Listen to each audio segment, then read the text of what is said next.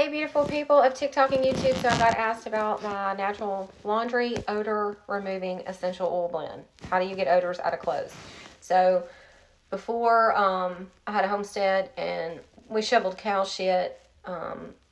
Then we lived on a farm with my ex. He worked with chicken shit. Kids play sports. I work out. So for whatever reason you're looking to remove odors from clothes, let me show you. So I have two different blends and I'm waiting on my labels. I've also told a few people I owe you labels. I'll wait until I have like a good enough sizable order to place for printed materials before I do it, so that it usually is worth my while, because the shipping on one label at a time, I'm not doing that. So I'm waiting on labels and printed materials for a few things. Anyway, laundry. Let's get back to laundry. So what is the secret to getting the odors out of your clothes naturally with essential oils? Well, this one right here, it's really the woodsy oils, but you can overdo it. So it's a very specific recipe that I have. Fir, cedar, wintergreen, and spearmint. I have two different ones. I'm going to put the link below. You can choose. And I'm going to put a $5 off sale on it today. I've got two different ones. Fir Clean and Lavender Zest. It's really the essential oils and the strength of them. These are pure, they're food grade, they're all natural. So the fir, the cedar wood, the wintergreen, and the spearmint, the way it's combined, the essential oils kill the germs, okay? That's what you're looking to do. You're looking to kill the bacteria that causes the odor.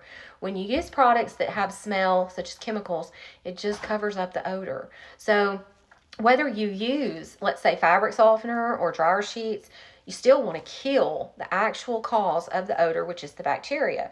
So do these two things. One, put a half a cup of baking soda in your washing machine at the bottom of the wash or on top of your clothes, whatever. That's going to help alkaline your water. Whether you are getting well water or you're getting city water, your water is acidic. You need to alkaline your water, okay? Number two, take a dryer sheet, and it can be one that is non-scented, okay?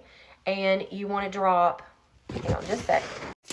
Okay, so you're going to take a dryer sheet, scented, non-scented, whatever. Put about 30 drops on there.